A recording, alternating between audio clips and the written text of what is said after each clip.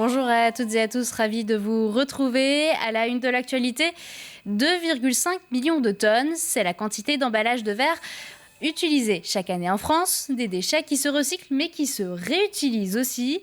Trivalis, en lien avec l'association nantaise Bout à Bout, tente de relancer la consigne des bouteilles en verre sur le département.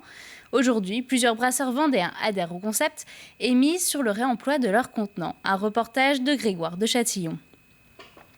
Là, l'objectif pour 2021, à la fin de l'année, c'est 1 million de bouteilles avec 200 points de collecte. Remettre en route la consigne, sensibiliser ces brasseurs au bienfait du réemploi de la bouteille en verre, c'est la vocation de Bout à Bout. Cette structure qui a fait de la consigne son cheval de bataille. Une rencontre avec ces professionnels de la bière a eu lieu chez Vendétri, le centre de tri de Trivalis. Visite du syndicat mixte départemental chargé du traitement des déchets, échanges, témoignages. À travers ces enjeux environnementaux, c'est aussi le consommateur qui doit être convaincu des avantages de la consigne. Le réemploi par rapport au recyclage, c'est environ 76% d'énergie évitée, 33% d'eau aussi économisée et une réduction des émissions de CO2 de près de 90%. Le verre représente à lui tout seul la moitié du tonnage des emballages ménagers en France. Il n'est jamais mauvais de rappeler que le recyclage du verre est donc loin d'être la bonne solution. Lorsque vous souhaitez revaloriser une bouteille de verre, il faut réinjecter 40% de sable, de matière première, pour pouvoir retraiter en fait le premier déchet. Sur les 42 brasseries vendéennes, 9 d'entre elles ont déjà rejoint le réseau Bout à Bout et ses filières de réemploi de contenants. Le constat est plutôt positif. Pour l'instant, le taux de collecte est en forte croissance, donc on est très content de ça. Ça demande un engagement fort de la part du brasseur, mais aussi du consommateur qui va jouer un rôle primordial dans ce retour-là.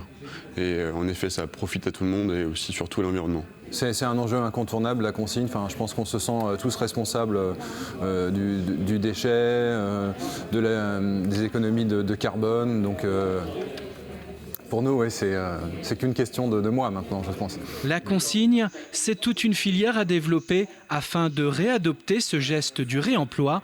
D'autres rencontres auront bientôt lieu chez Trivalis avec les vignerons, mais aussi avec les petites, moyennes et grandes surfaces. L'actualité, c'est aussi cette première session trimestrielle du conseil départemental qui a eu lieu hier soir au collège Auguste et Jean Renoir à La Roche-sur-Yon. L'occasion pour la nouvelle mandature d'annoncer ses grands axes de travail. Parmi les points évoqués, la déconstruction et la reconstruction du collège où il se trouvait, mais aussi le numérique ou encore l'habitat. Dans les priorités, nous avons évidemment l'habitat. Le logement devient un vrai problème maintenant pour nos entreprises qui seraient prêtes à accueillir des personnels supplémentaires, mais sans logement, eh bien, on ne peut plus accueillir aujourd'hui, au risque qu'un certain nombre d'entreprises pensent déjà quelques délocalisations. Donc ça, c'est un sujet majeur, évidemment. Autre sujet évoqué pendant cette session, la désertification médicale qui concerne notamment le Sud-Vendée. Certains élus s'inquiètent de l'avenir des services d'urgence et du SMUR du côté de Luçon. Écoutez. La désertification médicale, c'est terrible sur toute la Vendée. Nous n'avons plus de médecins, nous n'avons plus de médecins urgentistes. Et j'ai donc accentué sur la fermeture des urgences de Luçon, la possible fermeture des urgences des Luçons. Aujourd'hui, le service des urgences, c'est 15 000 actes par an. Le SMUR, c'est 5 000 sorties par an sur le site de Luçon. En été, ce n'est plus 70 000 habitants, c'est 150 000 habitants qui sont concernés. Donc évidemment, vous comprendrez que l'enjeu est important. Des propos recueillis par Alexandre Debray. Et puisque nous parlons politique, évoquons la charte signée hier par la préfecture et l'association des maires de Vendée. Il s'agit d'une charte d'engagement des communes pour favoriser l'accessibilité des personnes en situation de handicap.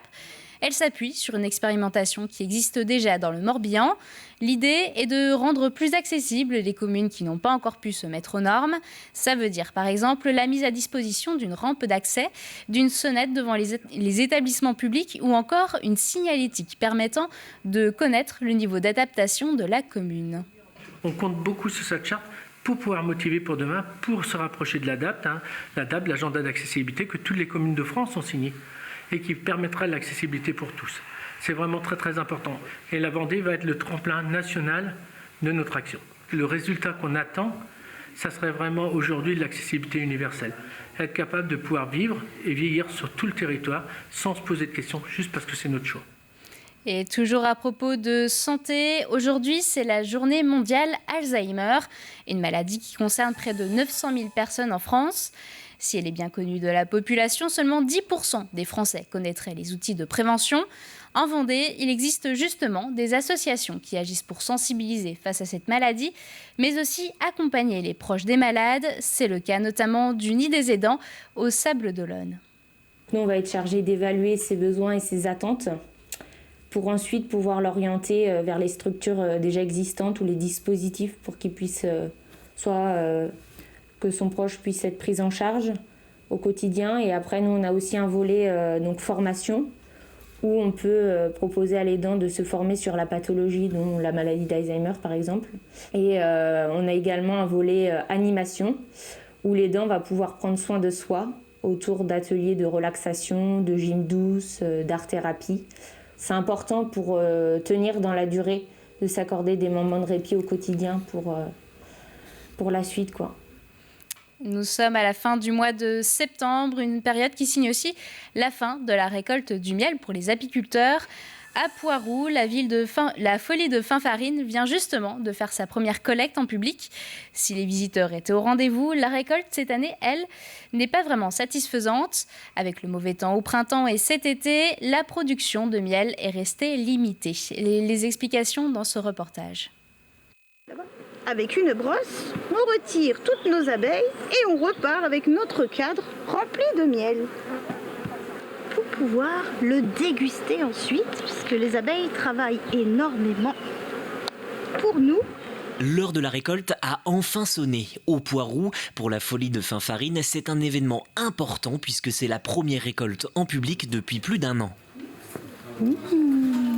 C'est bon ? Malheureusement, cette saison est mauvaise. La faute principalement à une météo capricieuse et des températures très fraîches. Les apiculteurs de la folie Finfarine sont loin d'y trouver leur compte. Normalement, une vraie saison en apiculture, on peut faire jusqu'à 4 récoltes.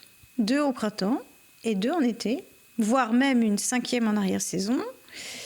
À la folie de Finfarine, ce n'est pas toujours le cas, mais en tout cas cette année, et en apiculture en général et à la folie de Finfarine, la récolte de miel est beaucoup moins bonne. Et puis le miel d'acacia que tout le monde adore, eh bien malheureusement cette année, il n'y en aura pas. Pour cette association vouée à la protection et la sauvegarde de la biodiversité et de l'abeille, c'est donc une tristesse mais pas un drame. Malgré le masque et les mesures sanitaires, le retour du public et des écoliers permet une saison satisfaisante. Je pense qu'honnêtement, on a bien travaillé par rapport à la situation. C'est satisfaisant de voir la consommation du miel qui continue, mais aussi satisfaisant de voir les gens se dire il faut qu'on continue à consommer du miel et puis à développer les abeilles. C'est aussi ça, surtout pour nous, qui a été important cette année, et je pense que le message est passé aussi. La folie de Finfarine reste ouverte pour quelques dates encore. Le 6 novembre prochain, comme les abeilles, elle rentrera en hibernation. Terminons ce journal dans l'atelier de James Gabory à Saint-Gemme-la-Plaine. Sculpteur depuis 10 ans, il propose des créations originales, réalisées uniquement grâce à la réutilisation. On peut donc retrouver des œuvres fabriquées à partir de vieilles pièces de moto ou même de bois flotté. Cyril Guillet est allé à la rencontre de cet artiste. Dans son atelier, James Gabory façonne le métal et le bois, des matériaux de récupération qu'il stocke précieusement. Donc des morceaux de bois comme ça qui vont devenir des bateaux, bois de mer, pieds de bouchot, voilà, peu importe. Ça peut devenir des membres d'animaux, quoi. Enfin voilà, c'est. Et puis après, réservoir de moto. Donc j'ai un autre stock un peu aussi, un bout de bois naturel qui va ressembler. Donc voilà, qui pourrait être un oiseau avec des plumes après, des pattes, et voilà. Quand on voit ce qu'on jette, on peut récupérer plein de choses et en faire des belles choses. Évidemment, les tôles, quand je les reçois, des fois elles sont rouillées, pourries, et il faut les remettre en état. Et parmi les pièces les plus prisées du grand public, il y a ces bateaux. Les bateaux, je pars d'un morceau de bois, peu importe. Souvent, ce sont les pieds de bouchot de la pointe de l'aiguillon. Bon, ici, en l'occurrence, c'est une branche de saule tortueux qui m'a inspiré. Ensuite, je fais avec les vieux rabots, ce genre de choses. Donc, je pars d'une varlope, par exemple, comme ça. Enfin, les gens reconnaîtront, je suppose. Et j'en fais un dragster américain, la voiture d'accélération. C'est les rabots de leur grand-père, ou leurs rabots à eux, et voilà, je les transforme. Je fais pas que ça, je fais des tracteurs, je fais des avions, des fusées avec les vieux rabots. Voilà, j'adapte vraiment au goût du client, avec leur nom, leur surnom dessus, leur chiffre fétiche, peu importe, voilà, et je travaille vraiment à la demande, quoi. Et je personnalise, et puis les gens ont une pièce unique bien à eux, quoi, c'est ça qui fait que. Il y a tellement de choses maintenant tirées à des millions d'exemplaires, il faut revenir vers un artisanat, quoi. Lampes, sièges ou objets purement décoratifs, James travaille aussi à la demande. Il y a aussi beaucoup de gens qui m'emmènent un objet, après ils me laissent libre cours pour faire ce que j'ai envie de faire avec. Puis c'est en passant devant le tas de bouts de bois, des fois, la première fois on ne le voit pas, la 100e fois on voit qu'il y a une tête de poisson, une tête d'animal, girafe, peu importe. L'univers de James est à découvrir ou redécouvrir sur son site internet baptisé l'Atelier de James. Les prévisions météo pour demain, le soleil sera toujours aussi présent et ce tout au long de la journée partout dans le département. Côté température, comptez entre 10 et 15 degrés le matin et jusqu'à 25 l'après-midi. C'est la fin de cette édition. Merci à tous de l'avoir suivi. Prochain point sur l'actualité demain dès 7h. Bonne soirée sur TV Vendée.